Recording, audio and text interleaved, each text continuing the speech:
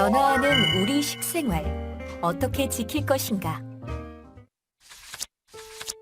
선진화될수록 비슷해지는 세계인의 밥상.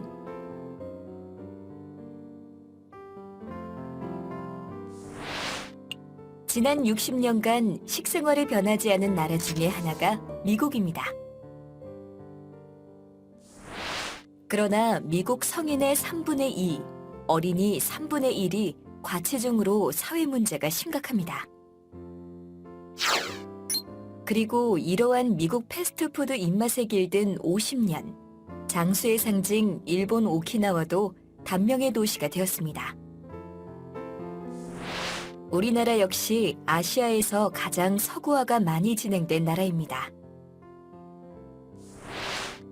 따라서 우리 밥상을 지키기 위해서는 세상을 이롭게 하는 먹거리 교육이 필요할 때입니다.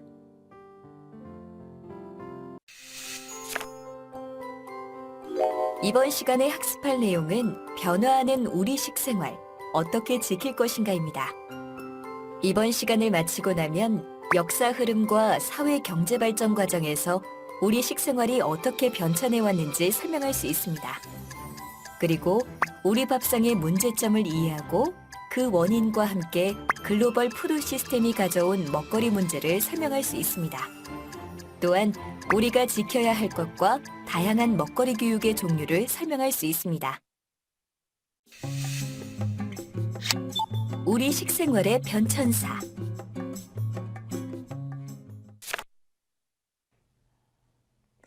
안녕하세요. 저는 경희대학교 외식경영학과 김태희 교수입니다. 이번 시간에는 변화하는 우리 식생활 어떻게 지킬 것인가에 대해서 얘기 나눠보도록 하겠습니다. 먼저 식생활은 인간 생존 필수 요건 중에 하나인데요. 생명 유지와 성장에 직접적으로 영향을 미치는 가장 중요한 요소로서 음식을 먹는 양식화된 행위입니다. 이러한 음식은 각 나라의 대표적인 문화 코드이고요.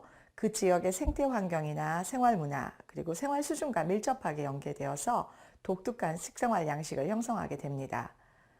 우리나라는 식생활교육지원법에서 식생활을 식품의 생산, 조리, 가공, 식사용구, 상차림, 식습관, 식사예절, 그리고 식품의 선택과 소비 등 음식물 섭취와 관련된 유무형의 활동으로 정의하고 있습니다.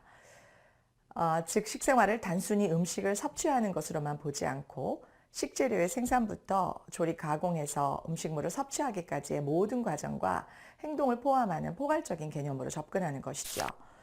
이렇게 건강과 식욕 그리고 기호를 충족시키기 위해서 소비자들은 매 끼니마다 무엇을 먹을지 스스로 결정하게 되는데요. 소비자의 올바른 식품 선택은 식품 유통 시장과 농업, 농촌, 더 나아가서 지구온난화 문제까지도 영향을 미치는 중요한 행위라고 할 수 있습니다. 우리의 식생활 변천사는 역사의 흐름 및 사회 경제 발전과 함께하고 있으며 서구화, 간편화, 외부화가 지속적으로 진행되어 왔습니다. 그럼 시대별로 어떤 식생활을 영위해 왔는지 구체적으로 살펴보도록 하겠습니다. 먼저 1880년대부터 1900년대를 보면 1876년 조선과 일본 사이에 체결된 강화도 조약을 계기로 서양인, 중국인, 일본인이 한반도에 대거 유입되면서 서양 음식, 중국 음식, 일본 음식이 유통되기 시작했습니다. 이 중 일본 음식이 가장 큰 영향을 미치기 시작했습니다. 또한 서양의 식품 제조 기술이 일본을 통해 우리나라로 들어오면서 통조림, 제빙, 포장 기술 발달로 식재료 유통의 변화를 가져오기 시작했습니다. 1900년대부터 1940년대 초반에는 근대적 도시 외식업이 정착되기 시작했는데요. 일본 요리집, 조선 요리집이 문을 열었고 조선 음식이 음식점 메뉴로 등장하기 시작했습니다. 현재 우리가 즐겨 먹는 어묵이나 김밥, 단팥빵, 팥빙수 등도 일제 식민지 하에 있을 때 한국에 들어온 일본 음식에서 변형된 것들입니다. 1950년대부터 1960년대에는 한국 전쟁으로 인해 많은 사람들의 이동이 일어나고 북한에서 500만 명에 이르는 사람들이 남한으로 이주하는 과정에서 특정 지역의 음식이 다른 지역으로 전파되기 시작했고요. 이북 실향민들의 평양냉면과 함흥냉면이 이때 소개되었습니다. 그리고 1956년 미국 잉여 농산물 원조 시작과 함께 혼분식 장려 운동이 시작되었는데요. 식생활의 본격적인 서구화 및 밀가루 음식의 대중화가 시작된 것이죠. 1963년에는 우리나라 최초의 라면 공장이 세워지면서 라면은 국민 식량으로 자리매김하게 되었고, 설탕이나 조미료 등이 일반화되면서 한국인들의 입맛을 크게 바꿔놓는 변화가 시작되었습니다. 1960년대 말에서 1980년대에는 농촌을 떠나 도시로 몰려드는 인구가 늘어나면서 도시 주변에 향수를 달래는 고향 음식점들이 생겨났고요. 관광 음식이 본격적으로 등장하기 시작하면서 전주 비빔밥, 마산 아구찜 등 전국 유명한 음식점들이 대도시에서 성공을 거뒀습니다. 그리고 한국의 식품 공장이 늘어나면서 새로운 가공식품이 소개되고 육류 소비 증가로 수입산 고기가 들어오기 시작하였습니다. 이 시기부터 국내산 식재료만으로는 우리 밥상을 차릴 수 없게 되었다고 볼 수 있습니다. 1971년에 통일벼의 개발은 녹색혁명이라 불리는데 77년 쌀 자급을 달성하면서 드디어 기나긴 굶주림에서 벗어났지만 밥맛이 떨어진다는 이유로 점점 보급이 중단되어 1980년대 일품벼와 같은 품종의 자리를 내주게 되었습니다. 또한 1986년 아시안게임과 1988년 올림픽 등 대규모 국제행사를 개최하면서 미국 패스트푸드와 패밀리 레스토랑 브랜드가 국내 시장에 진출했고, 양계업의 발전으로 수많은 프라이드 치킨 프랜차이즈점이 탄생하게 되었습니다. 1990년대는 도시화의 완성 단계에 이르면서 아파트 주거 문화가 확산되었는데요. 아파트 상가를 중심으로 배달 음식점업, 영세한 음식점들이 많이 생겨났습니다. 반대로 이 시기에 다양한 음식점업, 예를 들면 국수, 우동, 보쌈, 칼국수, 즉석김밥 등 이런 다양한 프랜차이즈 사업이 본격화되기 시작했습니다.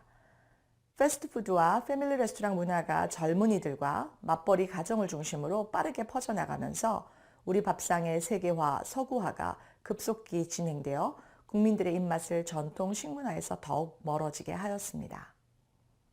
또한 밥을 대신하는 다양한 메뉴들이 등장하면서 우리 국민들이 섭취하는 밥의 양은 갈수록 줄어들게 되었습니다. 2000년대에는 우리 식생활이 점점 고급화되어 가고 세분화되어 가면서 다양한 종류의 음식점들이 등장하게 되었습니다. 소득 수준 향상으로 가정식의 외부화와 가공식품 소비가 계속 증가하였습니다. 그리고 건강에 대한 관심도 높아지면서 웰빙 음식점이 등장하고 세계 각국의 음식들과 서로 다른 나라의 음식끼리 접목시킨 퓨전 요리도 유행했으며, 커피 소비 문화도 믹스나 자판기 커피 중심에서 에스프레소 커피로 변화하기 시작하였습니다. 2010년대 말에는 1인 2인 가구 증가 및 식품 가공 기술의 발달로 가정 식사 대용 제품의 다양화 및 고품질화로 HMR 시장이 급성장하였습니다. 이에 따라 지역의 유명 맛집 음식부터 잔치요리, 이색요리, 안주요리 및 유명 외식업체 브랜드 및 요리사의 음식까지 간편식으로 출시되고 있습니다. 또한 편의점의 고품질 도시락과 간편 식사 메뉴들은 편의점에서 식사를 해결하는 편도족을 탄생시킴으로써 외식업과 식품 유통업계의 경계가 무너지고 있고, 국민들의 간편식 생활 추세는 가속화될 것으로 보입니다. 우리가 먹고 있는 밥상의 현주소. 이번에는 우리가 먹고 있는 밥상의 현 주소를 다양한 통계 자료를 통해 살펴보도록 하겠습니다.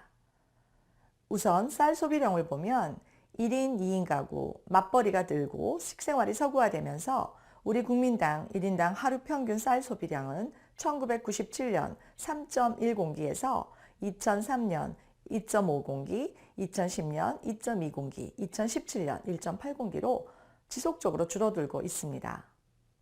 식량 자급률은 국민이 1년간 소비하는 전체 식량에서 사료용 곡물은 제외하고 자국산 식량이 차지하는 비율을 말하는데요. 우리나라는 식량 자급률이 낮은 국가 중 하나로서 1970년대 말 73% 정도에서 우루과이 라운드 등 각종 경제개방 정책으로 2018년 47% 정도까지 하락하였습니다. 이는 우리가 소비하는 식량의 절반 이상이 수입산이라고 볼 수 있습니다. 수입산 식재료가 많은 밥상은 푸드 마일리지가 높은 밥상이며, 푸드 마일리지가 높다는 것은 지구 환경에 부정적 영향을 미치는 밥상이라는 의미입니다. 여기서 푸드 마일리지란 식품이 생산된 곳에서 밥상에 오르기까지 이동한 거리를 말하는데요.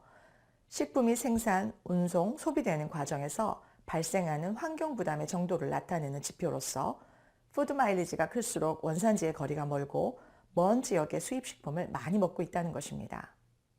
농산물에 대한 해외 의존도가 높은 우리나라 밥상의 경우 푸드 마일리지는 2010년 기준 1인당 평균 7,085톤 킬로미터로서 이는 프랑스의 10배 수준에 달하는 수치입니다.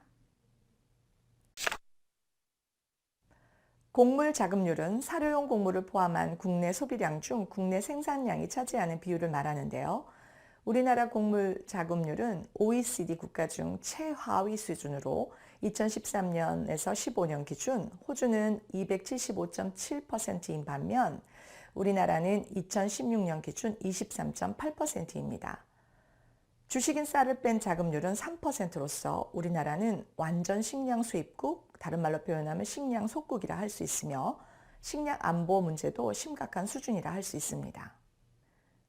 식량 자급률보다 곡물 자급률이 낮은 이유는 우리나라가 사료용 곡물을 거의 100% 수입에 의존하고 있기 때문인데요. 수입산 사료가 없으면 소고기, 돼지고기, 닭고기 등의 육류 생산이 불가능한 수준입니다. 이러한 문제를 해결하기 위해 육류 소비를 줄이거나 육류 수입을 늘리면 사료 수입이 줄어들어 곡물 자급률을 상승시킬 수 있지만 궁극적인 대안은 되지 못합니다. 이렇게 우리나라는 곡물의 해외 의존도가 매우 높기 때문에 국내 물가가 국제 곡물 가격 변동에도 매우 민감한 편입니다.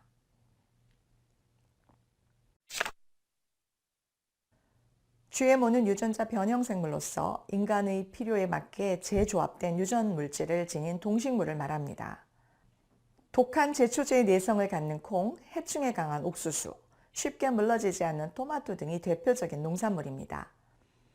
우리나라의 경우 세계 1, 2위의 GMO 대량 수입국이며 2017년 국내에 수입 승인된 식품 및 사료용 GMO는 약 960만 톤 정도입니다.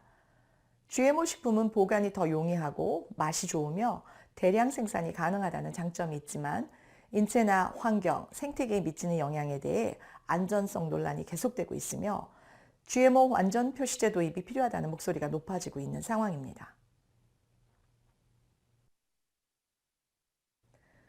영국 이코노미스트 인텔리전스 유닛은 매년 국제기구의 자료와 전문가 분석 등을 활용해 각국의 식량 공급 능력, 식량 부담 능력, 식품의 품질 및 안전 등 세계 부문의 33개 세부 지표를 평가한 수치인 세계 식량 안보 지수를 발표하는데요.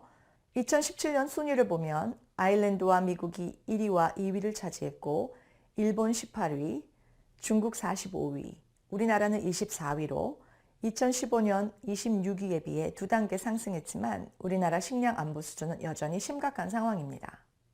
이러한 식량 안보 문제가 갈수록 더 중요해지는 이유는 세계적인 식량 리스크가 빈번하게 발생하고 있기 때문으로 기상이변으로 인한 식량 생산 제약, 중국, 인도, 브라질 등의 경제 성장으로 식량 수입 대폭 증가, 그다음에 세계 인구 증가, 곡물을 이용한 바이오 연료 생산 증가, 세계 메가시티 증가, 또한 가축 전염병 발생 빈도 증가 등이 그 원인이라 할 수 있습니다. 따라서 농장에서 밥상까지 건강한 먹거리가 보장된다는 것은 적절한 품질의 식량이 충분히 공급되고 소비자가 좋고 깨끗하고 공정한 식품을 선택하기 위한 권리를 가지고 있어야 하며 안전하고 맛있고 건강하고 환경 친화적인 식품을 섭취하며 적절한 식량을 안정적으로 구매할 수 있는 지역 단위의 로컬 푸드 시스템의 구축이 필수적이어야 할 것입니다. 글로벌 푸드 시스템과 세계인의 밥상. 이번에는 기업화, 대형화, 산업화, 또한 획일화된 글로벌 푸드 시스템에 대해 알아보도록 하겠습니다. 효율성, 생산성 지향의 농업구조 조정으로 지역 중소농들의 생산 공급 기반이 붕괴되고 그 빈자리를 값싼 글로벌 푸드 시스템에서 공급되는 식재료가 차지하고 있습니다. 1950년대에는 닭 한 마리를 출하하기 위해 적어도 70일이 소요되었다면 지금은 대형 터널식 양계장에서 물과 사료만 주어 50일 만에 2배 이상의 크기의 닭을 생산할 수 있습니다. 그리고 5대 곡물 메이저 기업이 전 세계 곡물 무역의 80% 이상 장악하며 종자, 비료, 농약, 유통, 식품 가공까지 초국적 기업들이 유통 과정을 장악하고 있습니다. 또한 GMO 종자, 대규모 공장식 축산, 장거리 장시간 운송에 따른 화학 처리 등 먹거리 생산 방식을 변화시키면서 먹거리 안전을 위협하고 있습니다. WTO와 FTA 등 신자유주의 세계화로 인해 글로벌 푸드 시스템이 전 지구적으로 확산되고 있으며 이는 2000년대 이후 대규모 식량 부족과 국제 곡물 가격 폭등의 주요 원인으로서 세계 식량 위기를 가져오는 근본 원인이 되기도 합니다.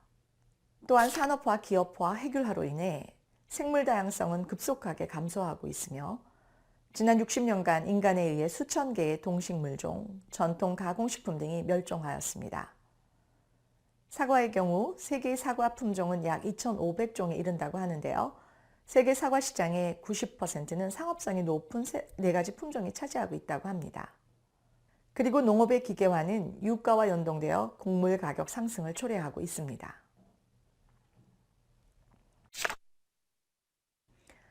그렇다면 글로벌 푸드 시스템으로 인해 세계인의 밥상은 어떻게 변화했을까요? 글로벌 푸드 시스템을 통해 공급되는 가공식품, 농산물, 축산물 등은 제품의 질보다는 가격, 편리성을 중시하며 먼 거리를 이동하며 세계인의 식탁을 유혹하고 있습니다. 선진국으로 갈수록 대형 할인점에서의 식료품 쇼핑이 보편화되고 있고 소비자들은 식재료의 원산지나 품종, 식재료의 맛보다는 가격과 편리성에 기반한 식품 구매를 하게 되면서 세계인의 밥상 모습이 매우 유사해져 가고 있습니다.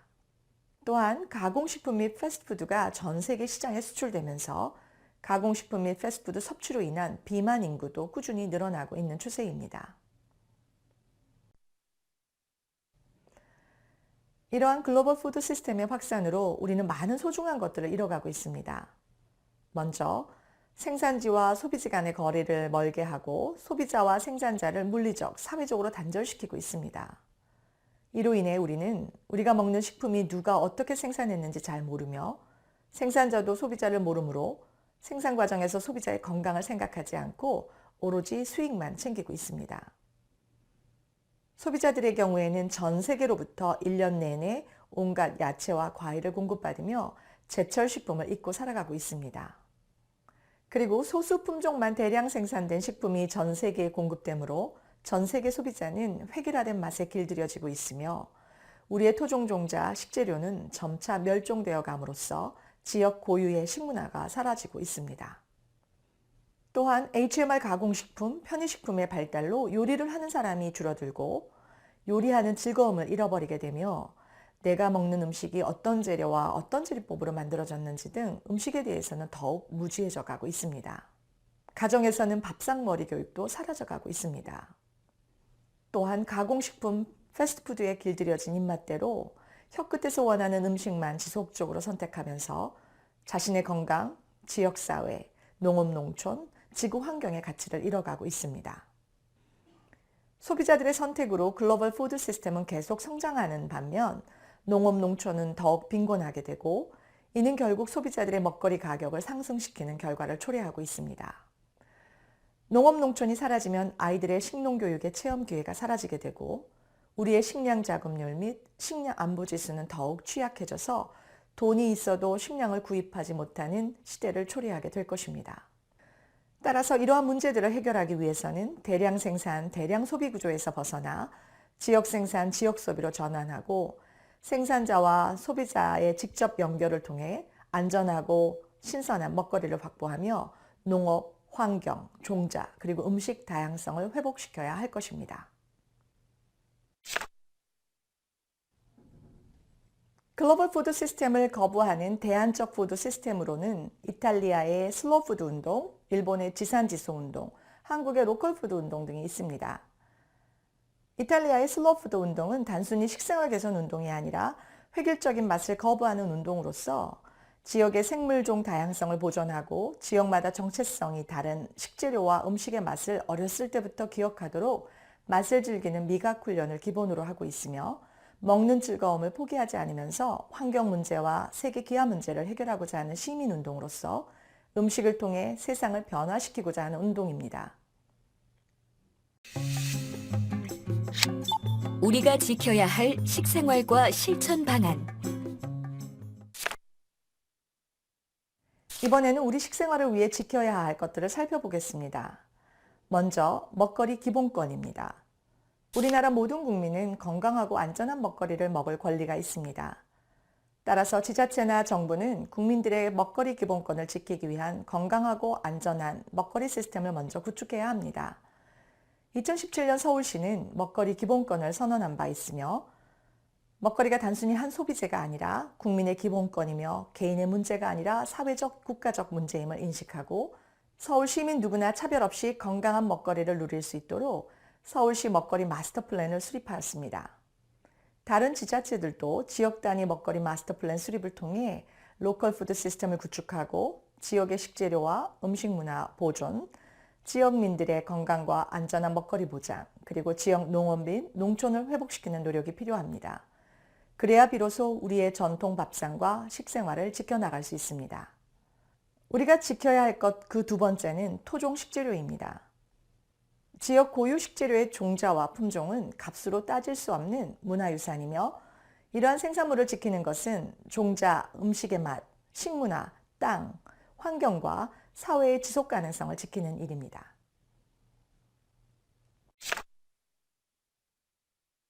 우리 식생활을 위해 지켜야 할 것 세 번째는 농업과 농촌입니다. 농업은 그 기반이 무너지면 다시 일어서기 어려운 생명산업이자 국가의 생존산업입니다. 미래 식량 전쟁을 대비한 식량 안보 차원에서도 소비자들이 더욱 적극적으로 농업 농촌을 아끼고 지켜야 하며 우리 먹거리를 지키는데 함께 하도록 해야 합니다. 매 끼니마다 소비자가 국산 농산물, 지역 농산물을 선택해 준다면 로컬 푸드 시스템 활성화에 큰 힘이 될 것입니다. 우리 식생활을 위해 지켜야 할 것 네 번째는 전통 밥상입니다. 밥상을 차리는 일은 단순히 허기를 채우는 식사 이상의 의미를 담고 있습니다. 우리 것으로 차려진 밥상 하나가 농부를 살리고 농업을 회복시키며 지역 식문화와 지구 환경을 살리는 엄청난 일을 할 수 있기 때문입니다. 편리한 가공식품과 HMR 제품이 넘쳐나는 이 시대에 원재료를 가지고 모든 밥상을 차릴 수는 없지만 되도록이면 세상을 이롭게 하는 밥상을 차리려고 노력하는 것만으로도 우리는 우리 밥상을 지킬 수 있을 것입니다. 지금까지는 자신이 좋아하는 음식, 맛있는 음식, 건강한 음식을 즐겁게 먹는 것을 잘 먹는다고 생각했다면 이제는 보다 독립적이며 생태적이고 대안적이며 지속 가능한 식생활을 통해 더 잘 먹고 더 잘 사는 법을 배워야 할 때입니다. 지금까지 우리 식생활을 위해 지켜야 할 것들을 알아보았는데요. 이제는 다양한 먹거리 교육에 대해 살펴보도록 하겠습니다. 먼저 미각 교육입니다. 어릴 때 입맛이 평생 간다는 말이 있죠. 어렸을 때 바른 입맛을 길들여 주는 것은 개인의 건강한 식생활과 식문화를 즐기는 데 매우 중요합니다. 어렸을 때의 전통 한식의 맛과 토종 식재료의 맛을 경험하고 기억한다면 개인뿐만 아니라 지역사회를 이롭게 하는 올바른 식품 선택을 할 가능성이 높아집니다. 맛을 느끼고 즐길 줄 알면 음식에 대한 관심과 지식이 늘어나며 소비자의 바른 입맛이 국내 농업을 다시 세우는 힘이 될 것입니다. 식문화가 발달한 프랑스와 이태리 모두 미각 교육을 식문화 계승 및 슬로우 푸드 운동의 기본으로 보고 체계적인 어린이 대상 미각 교육을 실시하고 있습니다. 미각 교육을 실시할 때는 먹는 즐거움을 체험하고 느끼게 하며 맛의 다양성을 존중하게 하고 다양한 음식과 식재료의 새로운 맛을 경험하며 생산자에게 고마움을 느끼고 또한 책임 있는 착한 소비자 및 시민으로 양성하는 것을 교육의 목표로 해야 합니다. 두 번째 먹거리 교육은 농촌 체험 교육으로 도시화로 인해 갈수록 접하기 어려운 농업, 농촌 자원을 먹거리 교육 과정을 통해 모든 학생들이 경험할 수 있도록 할 수 있습니다. 이때는 농촌에서의 체험이 즐겁고 재미있는 교육이 될 수 있도록 학생들의 눈높이에 맞는 체계적인 체험 교육을 실시하며 농촌을 식농교육의 현장 교육 장소로서 활용한다면 로컬 푸드 시스템의 훌륭한 소비자로 양성할 수 있을 것입니다. 어렸을 때부터 농촌의 냄새와 농업에 흥미를 가진다면 농업이 왜 중요한지 굳이 설명할 필요가 없어질 것입니다. 농촌 지역의 고유 향토 음식을 보존하고 지역 식문화를 경험하는 농촌 여행 활성화를 통해 농촌의 부가가치를 높이는 것도 중요합니다.